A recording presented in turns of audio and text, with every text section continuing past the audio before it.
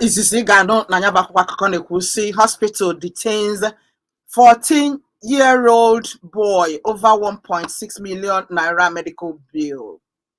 Poisoned food victims. Poisoned food claims 11 lives in Benue. World Group reaffirms strong sustainability. Adịma ka ngụpụtachara gị atọ ka m gọrọ n'ugbu a ga-agwa gị ihe ncha niile pụtara. Nke izizi na-ekwu si na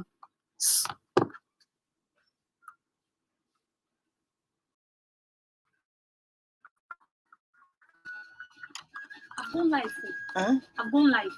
So hey, I know they talk. Make I end down. Adịma ka anyị na-agakwa n'ihu. Nke izizi na-ekwu si otu ụlọ ọgwụ anwụchikọla nnọọ ma jichie nwatakịrị gbara afọ 14 n'ihi na ọrịa niile agwọrọ ya gbakọtara dị ego dị otu nde naira na ụma narị puku naira 6.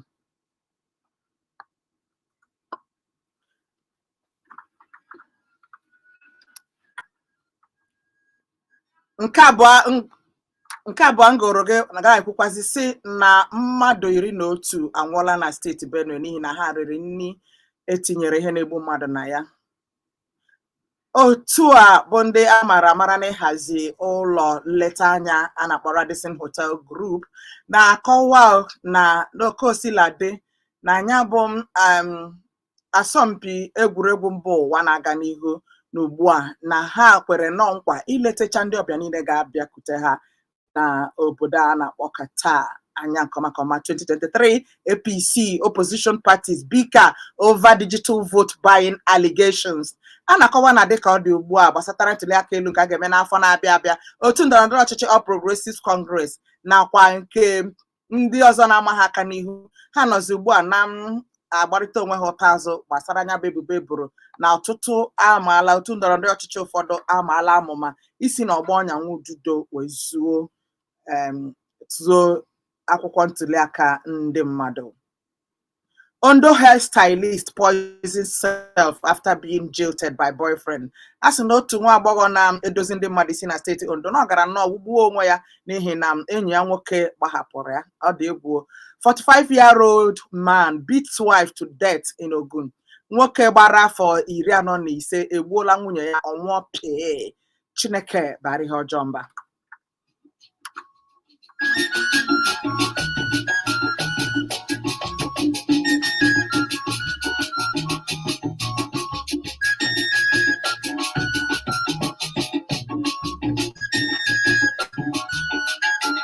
Ayade lambasts NMA over strike in Cross River.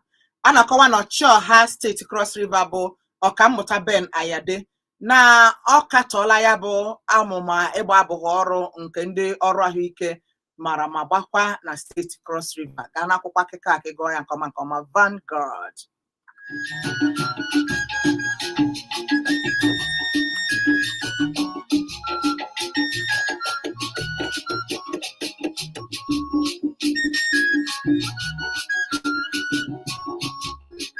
Naira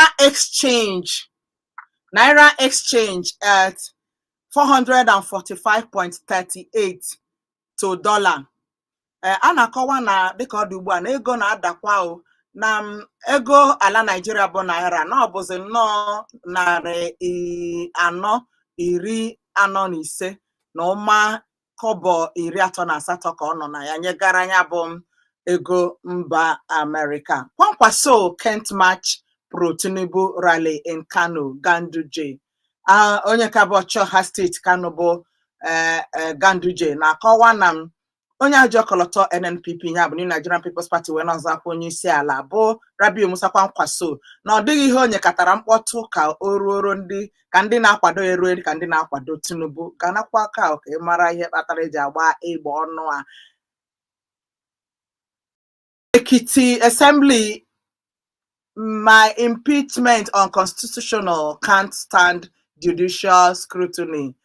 Aribisoga a na-akọwa na onye okwupụta okwu na ọgbakọ omeiwu nke steeti etiti a ha ji ntuli aka wee chụpụ ọ sị na ozighị ezi ya kpụga ha ụlọ ikpe na ya ga-emeri ha Some think it's their birthright to rule, says Tony Mays, endorses Peter Obi. Onye mejije amara amara dịka Tony Mays, ọnwa afọ Amichi ka ọ bụ, ọ kwuola si ọnụ ụfọdụ na-eche na ọ bụ n'akara aka ha bụ ị na-achịsa ọchịchị naanị ha. O wee sịkwazịa na ọ na-eweliri Maazị Peter Obi aka elu.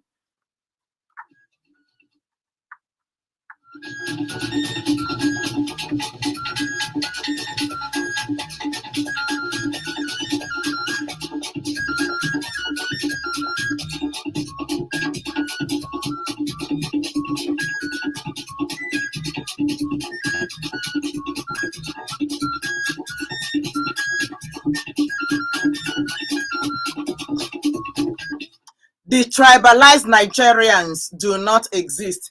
They never did. Onye ka na-akọwa na onweghị ihe dịka na adịghị akpa oke agbụrụ n'ala Nigeria. Na ọ bụghị n'ala Nigeria ka nke a pụrụ ime, na ọ bụ nwere ike ọ bụrụ na mba ofesi.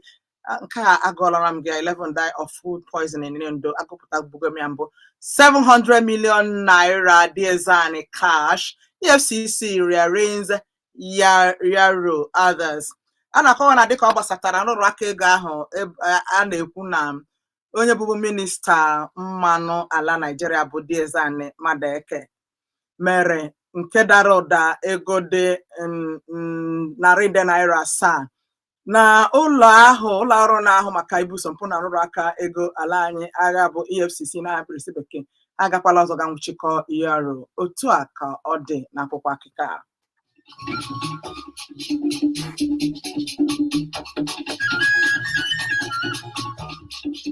Ọ dịba ka mme ka ị mara na m dịka ọ dị ugbu a ọkụ adịkwaghị nga ahụ ka ọ ga-abụ ịnụkata onu m kwụsị ka ị mara na ị na-echighata azụ.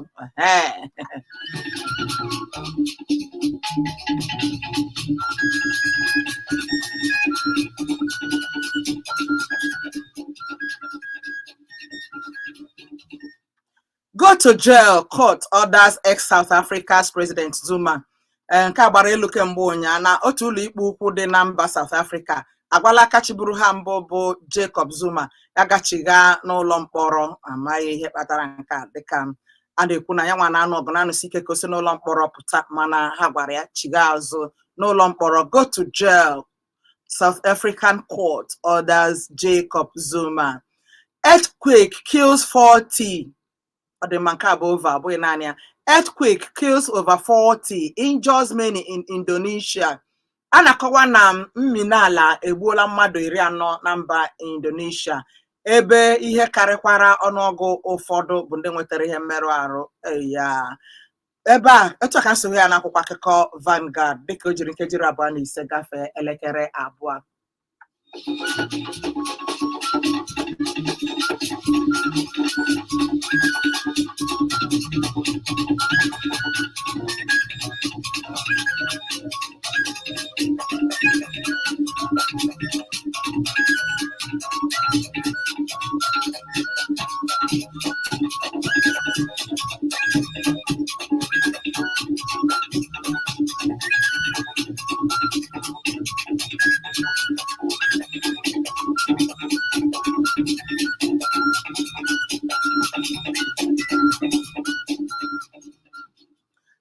Ọ dị mma dịka nchịkọta n'akwụkwọ akụkọ Vanguard ebe nọ ugbu a n'akwụkwọ akụkọ Daily Sun. Nke izi m ji n'aka na-ekwu si gunmen abduct Imo Apga State Assembly candidate.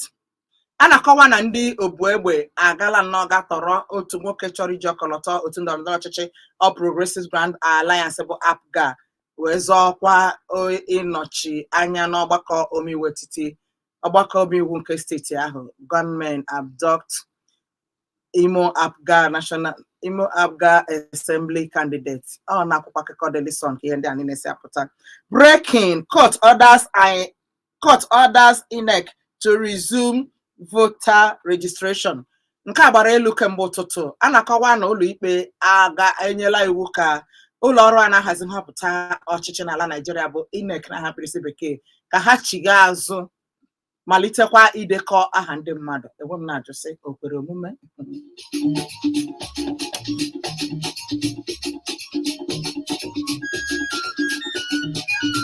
Breaking, Atiku Okowa meet CAN leaders.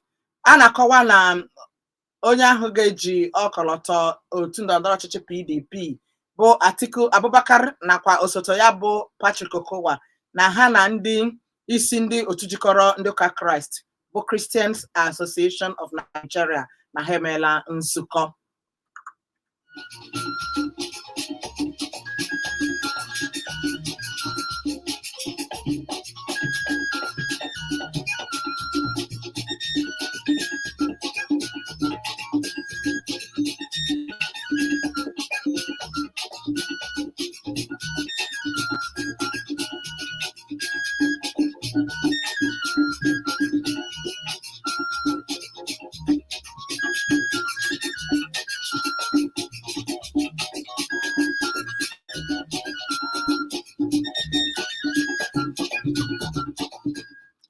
Adịmma abụrụ ugbu a ka malitere ige ntị ịnọ n'ụlọ mgbasa ozi Omega 101.7 FM nke bụ ụlọ mgbasa ozi ma bụrụkwa nke gị.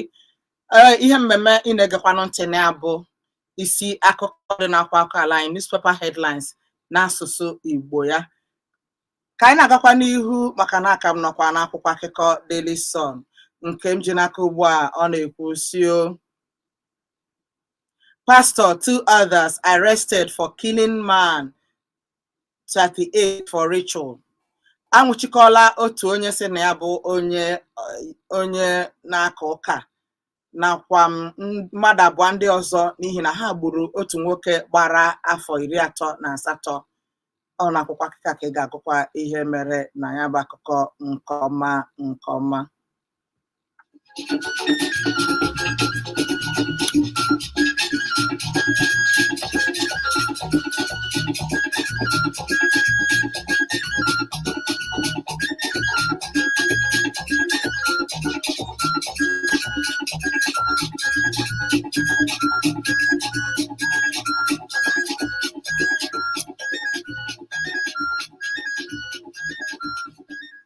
"2023, don't blame anybody if you sabotage Obi NEF."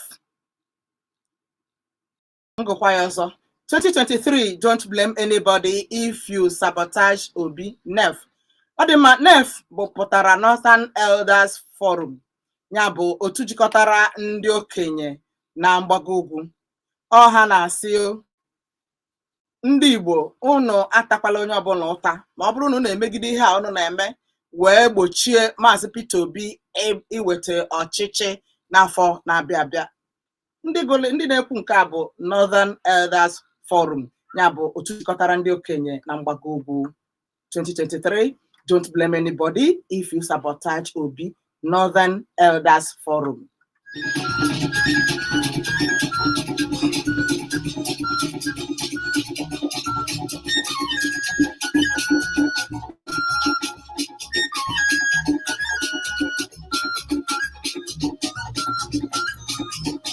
Wike pledges logistic support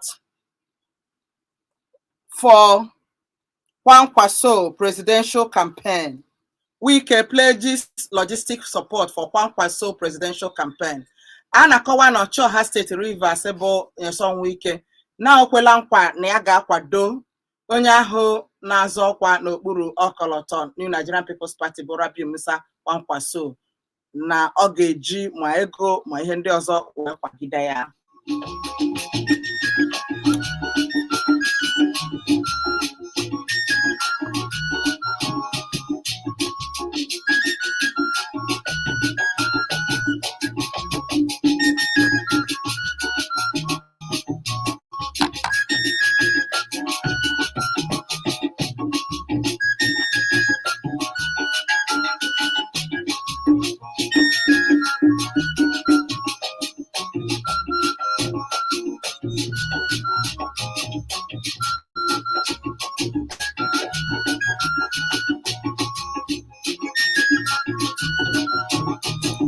Nke a bụ nke ikpeazụ m ga-agụpụtara gị n'akwa akụkọ Daily Sun. Ọ sị South East region subverted by its own leaders. South East region subverted by its own leaders. Nke a na-akọwa na ndị na-eme onwe ha bụ ndị Igbo na ọ bụkwa ndị ndu ndị Igbo bụ ndị na-eweta agaghị n'ihu n'ala Igbo. Otu a ka m so ya n'akwụkwọ akụkọ Daily Sun. Abụghị kwuru, ọ bụghị ụlọ mgbasa ozi a, kama na ọ bụ dịka esi dee ya n'akwụkwọ akụkọ a.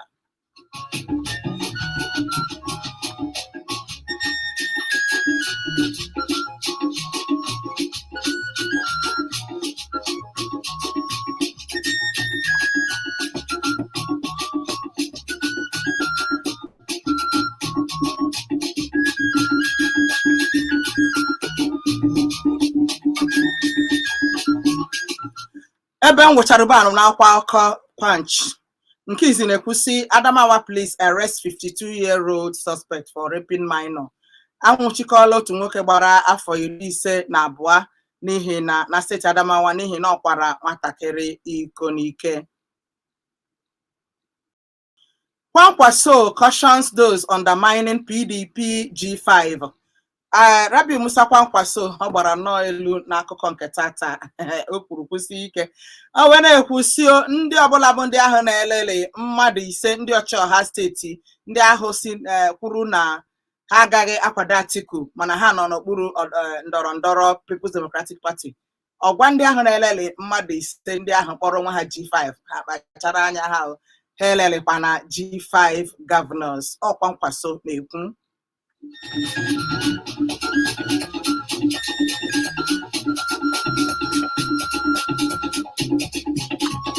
Solomon Islands tsunami warning issued hours after earthquake. Ala omi mebiri ọtụtụ ihe ma gbuo mmadụ karịrị 40 na mba Indonesia. Na dịka ọ dị ugbu a na-aka na-adọkwa ndị bi na mba ahụ aka na ntị na nke karịrị ala imi ahụ ka na-abịakwa nke ha kpọrọ tsunami. Ọ n'akwụkwọ akụkọ Punch ka ihe ndị a niile si na-abịara gị.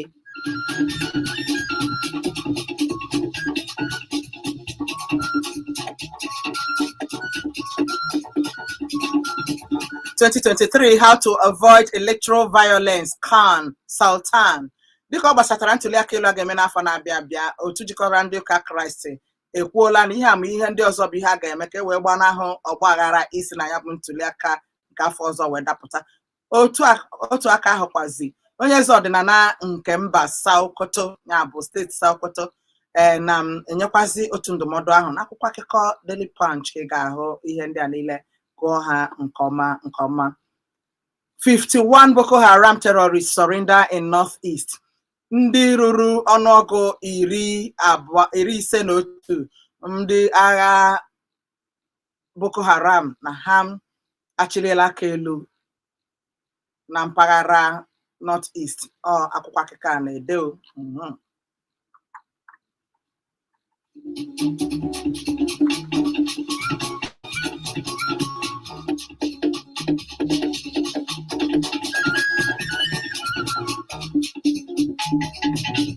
Hoodlums invade Atiku rally, supporters injured. A na-akọwa na ndị amakekwu wakporo nnọọ ya bụ onye ahụ chọrọ iji ọkọlọtọ otu ndọrọndọrọ ọchịchị PDP wee zọọ ọkwa ebe ọ na-achụ nta nkwado ma merụkwa ọtụtụ ndị na-akwado ya ahụ. Hoodlums invade Atiku rally, supporters injured. Politicians will use dump you, IGP warns policemen. Onyeisi ndị uwe ojii ala Nigeria adọọla ndị ọrụ ya akala ntị na ha zere ndị okwe ndọrọndọrọ ọchịchị n'ihi na ha ga-eji ha rụọ ọrụ ọjọọ ma kpatụkwa ha n'akụkụ. Politicians will use dump you, IGP warns police officers. Edo Madema ka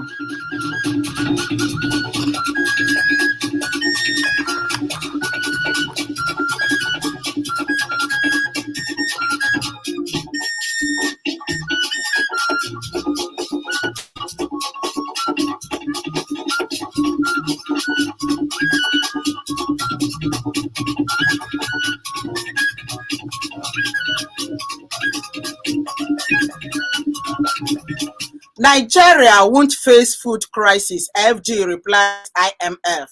Ọchịchị etiti agwala otu mba ụwa na-agbazinye ego na ha kwụsị ihe ahụ ha na-ekwu na n'ihi uju mmiri na ga-enwe ụkọ nri n'ala Nigeria n'afọ na-abịa abịa. Nigeria won't face food crisis. FG replies IMF.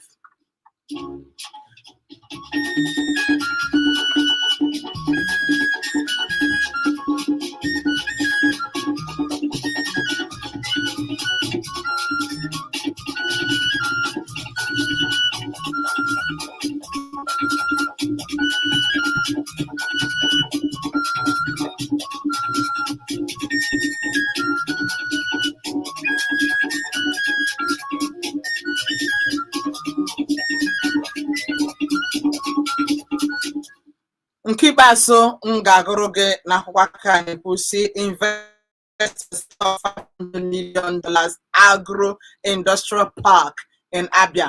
A na-akọwa na ndị na-egbu ugbo, ndị si na igbute ugbo eri, na ha agala nnọọ mepee akụkụ nakwa ubi, ya bụ ogbe ebe ha ga na-akọ ugbo ha ma na-enwetakwa ihe nrite dị na ya, nke ejiri ụda ego dị $500 wee mepee, ọ bụghị naira, $500.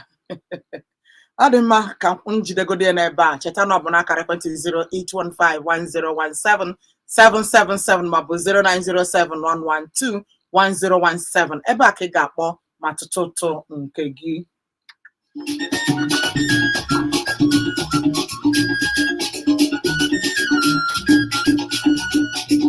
Ị chọrọ isonye anyị n'ihe emereme a?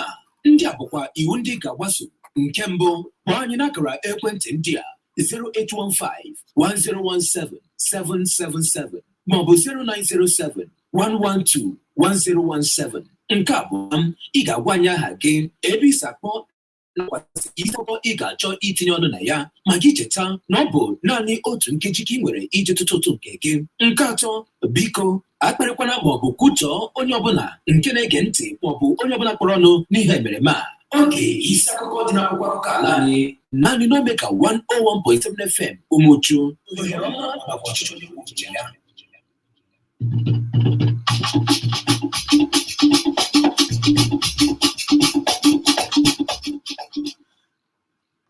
Efu asatọ otu ise otu efu otu asaa asaa asaa asaa maọbụ efu iteghete efu asaa otu otu abụọ otu efu otu asaa. Ọ bụrụ na ịkpọ tụtụtụ nke gị, ma biko cheta ka ịgbanyụọ igwe okwu gị ka mkpọtụ ghara ịdị ebe a.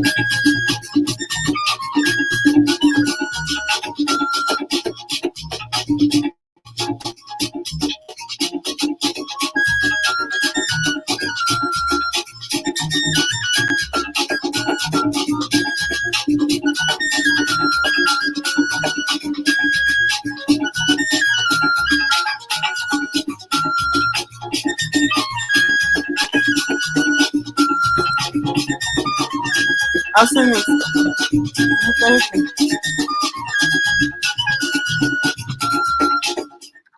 Onye nọ ebe a? Ehihie ọma o. Otu a ka ọ dị. Gbam.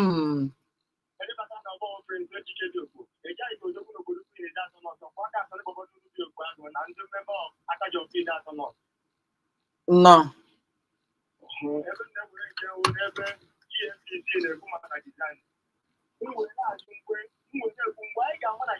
si na ọrụ ugbe agụ ọdịna Naijiria ndị niile ego niile a na-eji n'ebe dị iche iche enwekwe nke a na-echete ndụ agụọ na agụ ha emekwana ha ga chọọ maka ya nwa Chineke ndị ahụ na-azụ n'aka nwee ike napụta ego ka Naijiria na-eriju afọ ọ mgbe ahụ ka anyị ga-ama na ha na-arụ ọrụ ha nke ọzọ ọrụ ebe ndị okenye Hausa so ọ bụrụ na ndị Igbo enweta ọchịchị nọọ ndị Igbo bụ ndị ọdịnaka ekwere na nke ahụ maka ọ bụrụ na ndị Igbo gbakọta ọnụ anyị ga-ezikọ onye ga-aga nụ dịta anyị ọfụma ya maka m na-eti na nke Nne Chike dị okpo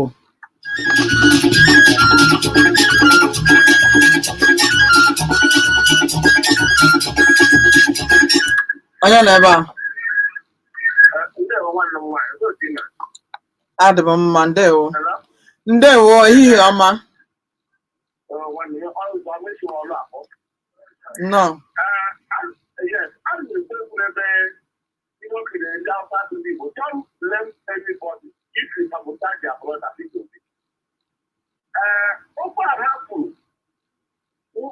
amamihe dị n'ime ya ya bụ na ịbụ ndị Igbo na-abaga dị echiche ya bụ na ndị okenye ndị Igbo na-abaga echiche ha ga-ahụ na ihe agwụ anyị okwu amamihe dị n'ime ya ya bụ na anyị nwere ike ịpụta iwu na nwanne anyị nwoke kụkite n'obe eche anyị na anyị okere ndị Igbo anyị na-alụ ọgụ maka ndị Igbo anyị na-eme ka Igbo dị nwoke anyị na-eme ka Igbo dị na mma anyị bụ ndị Igbo enwere nwanne anyị kụkite n'obe ọnwụ klaasị a na-asụ udo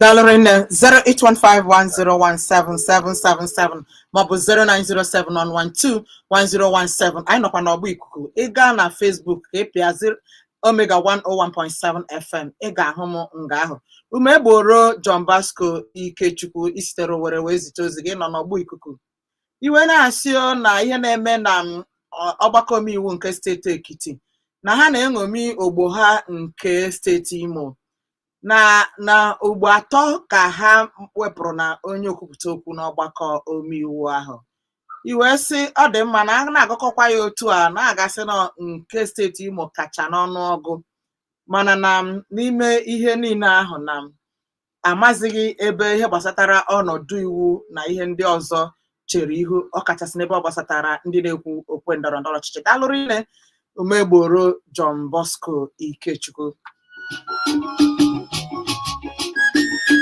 onye na ebe a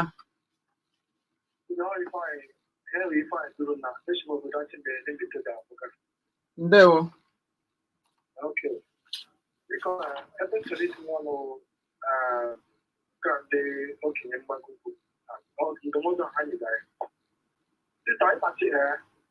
Most of the time, the world is for this people, but you break. We don't take a smile, not a lot. Looking at the kind of this one. I don't know when you're the community was like it.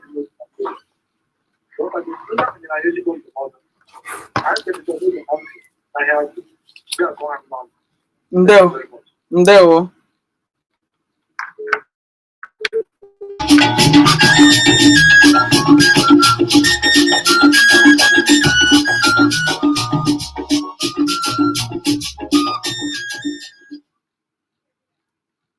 Eleba.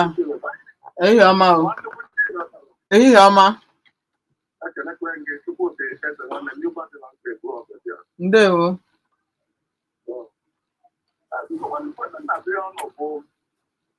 One time we go to the African lawyer, near 1.6 million naira. Not however. Before the time when we go now, we will not reach it. After we need a level under Madonna. Only so much more papa the crown and all happen in the Korean. Oh, we don't happen in the happen in the area. I could dream of be a better novel. Mama, what will be a better one?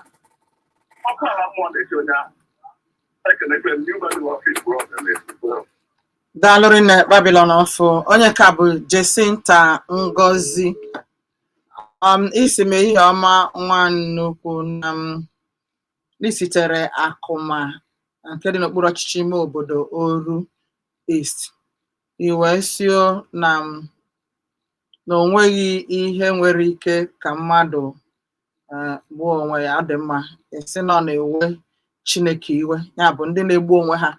Gerekwanụ ntị o, Jacinta sị nọ na-ewe Chineke iwe. Ọ bụghị naanị ya na-ekwu, mụ nwazi so na-ekwu. Onye nọ ebe a?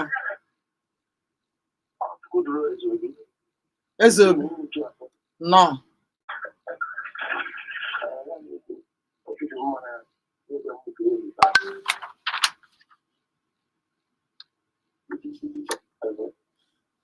Gbapụ ya ọsọ, gbapụ ya ọsọ.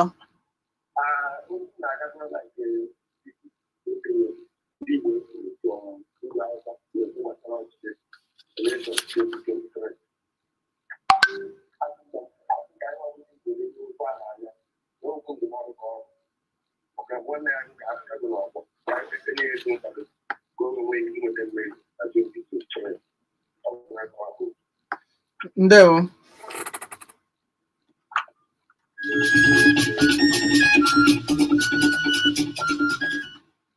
Onye nọ ebe a? Ehihie ọma. Aha gị na ebe isi akpọ?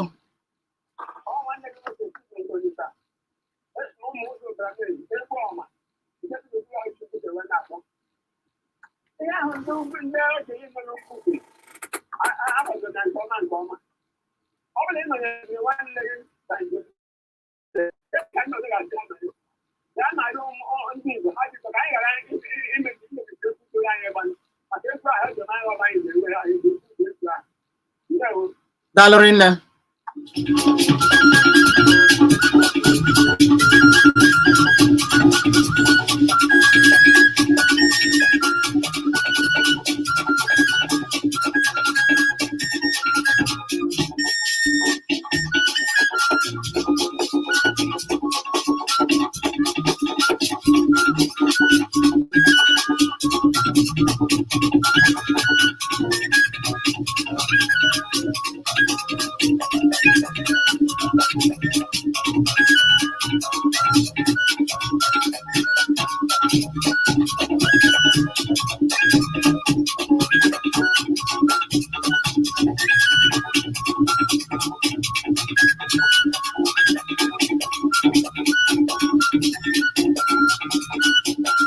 Adị m oruela maka na ọ fọrọ naanị nkeji iri ka ọ kụọ elekere 3.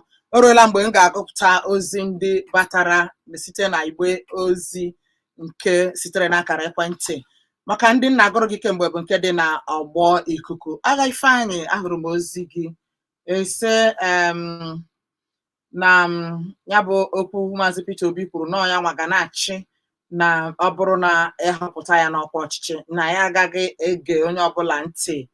Na nke a esi na Nneka na ịka na-elekwa anya ka ọ bụrụ ya bụ ihe ga-eme, maka na ndị nọ ugbu a bụ ụdị nkwa ha kwere mana ahụghị ya. Daalụ rinne Ifeanyị Agha.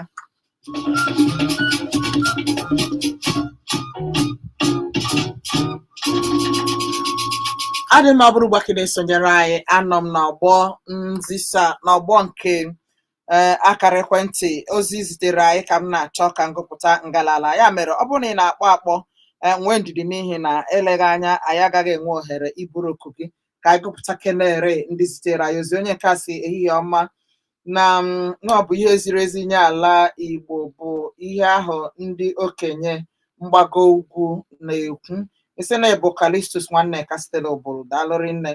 Onye nke a sị na nwatakịrị ahụ ejichiri n'ụlọ ọgwụ na o nwere ka ọ dị ise ndị o mepụrụ onye ọ na-ahịa n'ala Naịjirịa ga-anagbatara nwatakịrị ahụ ọsọ enyemaka. Isi na Igbo Nze, mana ozi gị ezuchaghị ezu. Nze aha gị esi apụtaghị. Oke, onye nke a na-akpanyere Dakosi na amị ụbụbọ mba ka agafeela. Olee onye ọzọ? Ọ dị mma ọnọkwa ka naanị ozi abụọ bụ ihe m hụrụ nga ahụ. Osighị m n'aka ma ọlị ma ọlị. Ozi ndị ọzọ na-ekwu good morning, good morning. Ma ndị kpọrọ Dako afa. Adị mma iji wee gosi na ndị zitere ozi n'ụtụtụ. Ịma na agwara gị na wara nzikọrịta ozi nwere ka o si dobe imi na ọnụ n'ụbọchị ndị a. Enwere ike kemgbe ụtụtụ anyị zipụrụ ozi ya aha nke ya, ị gaa ama ị na-echekwa na ahụrụ ya na-achọ ịkpọ ozi gị. Ị mara na ugbu a ka ọ batara. Ndị ehihie nwere ike zipụcha anyị ahụghị ya nwere ike mgbe m ga-eshi nga afọ ozi abata ị na-ewe iwe na nwa nnukwu agụghị ozi gị. All my fault. The network providers, they are adjusting their their systems. Kambro kwa na anọ na nchịkọ onye na-ebe a. Otu a ka ọ dị. Gbam. Otu a ka ọ dị. Otu a ka ọ dị.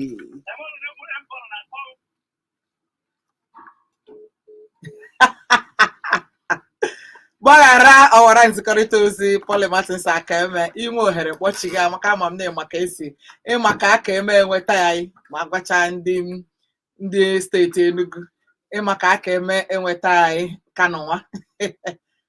Ọ dị mma ka anyị na-agakwa n'ihu onye na ebe a. Ehi ọma o.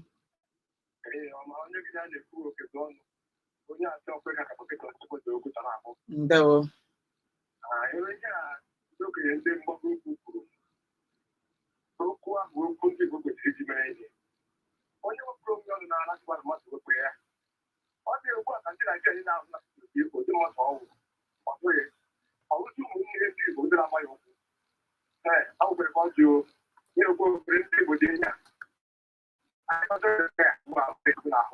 Ọ dị mma. Ọkwa isi okezu ọnụ wa aha gị okezu ọnụ ntamu ana n'ebe ka nchịkọtara ya na nke agba nke mbụ ya. Cheta na aga m echigata azụ m jiri nkeji ole na ole gafee elekere 3. Ewe m na-asị gị were ya nwayọọ n'ụwa n'ihi na ị gaghị aka Chineke gbara mmadụ okere eke. Abụ nwa nnukwu Chi Rotalụ Ojubiangere Mogo. Daalụ n'ihi na na-esonyere anyị. Anyị ga-aba ọdụ ahịa anyị na mgbe na-adịghị anya. Mgbe anyị chigatara anyị ga-amalitekwa. Daalụ rinne.